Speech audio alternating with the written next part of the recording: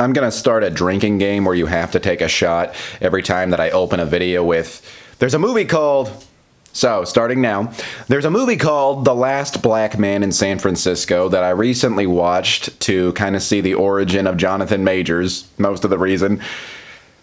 Because he's in so many movies right now, and good for him because he's a good actor, but it's wacky that he was just in like 3 or 4 major motion pictures right back to back to back to back. Back to back to back to back. I think that's the right number of backs in that sentence. Anyway, there's a scene in this movie where a gentleman who has been very discouraged by San Francisco, really let down in many ways. It's near the end of the movie. He's sitting on public transportation, and he overhears some ladies complaining about the city, and he turns to them and says, "You don't get to hate San Francisco." And they're like, okay. And he asks, "Do you love San Francisco?" And they're like, "Well, you know, whatever. I mean, it's like the place where I live. It's fine. I mean, do I have to love it?" And he says, "You don't get to hate San Francisco unless you love it. You don't get to hate it unless you love it." It's one of those sentences that, especially within the world of like screenwriting, it's just like, it's so profound and it's so hard to explain to people if they don't immediately, like, it either resonates with you or it doesn't.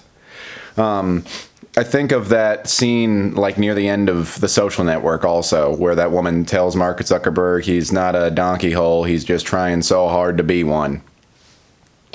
It's like, ooh, that's a great line, and it also doesn't make any sense at the same time, but ooh, that's a great line. But no, it does make sense. It particularly resonated with me because I live in Portland.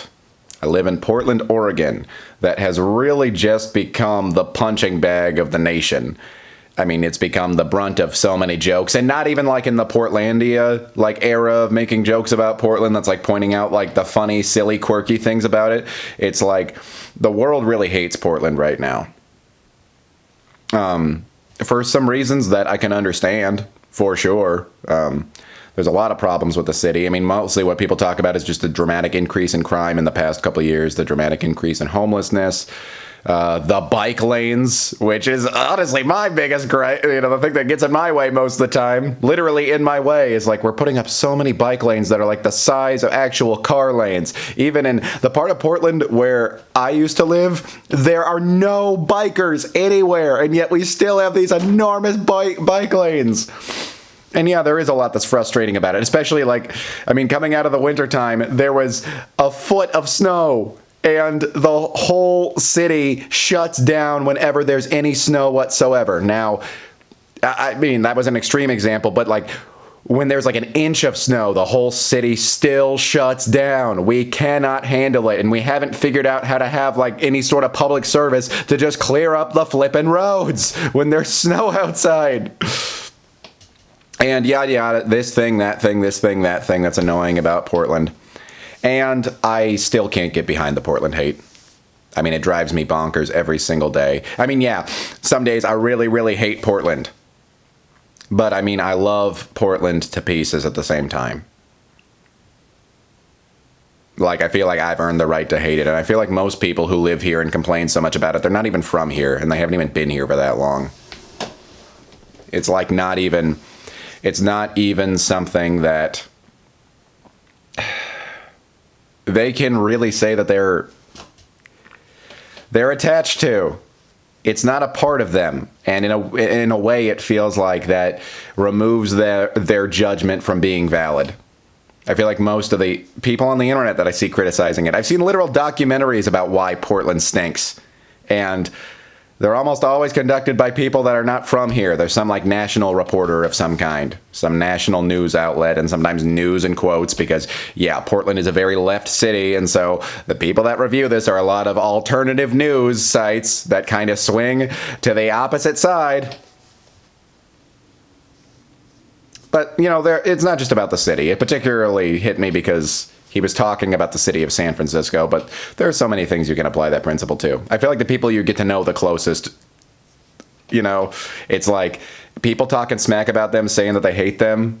Like if somebody talks smack about like my best friend, for example, I'd be like, no, You really don't get to hate him. I can hate him, but that's because I love him, I actually understand him. I actually understand this city. I know everything that there is to say about it, honestly. Of course I don't. I mean, I'm still young. There's still lots about anywhere that you're nearby. Anything that's in your everyday life that, you always have more to learn about. But I can tell you I know a heck of a lot more than most of the people who say they hate Portland. I have a lot more reasons to hate Portland than they do. And, I love Portland.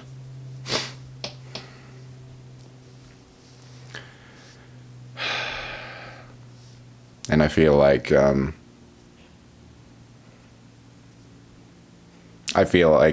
mean, it's an old adage, but the love and hate of things are just two sides of the same coin. It's a deep personal connection and investment in something. And, the opposite of, it's been said, the opposite of love. Let me start that over. The opposite of love isn't hate, it's indifference. And, yeah, the stuff that means the least to me is the stuff that I don't even think about. And I think about Portland all the dang time because seriously, screw those bike lanes.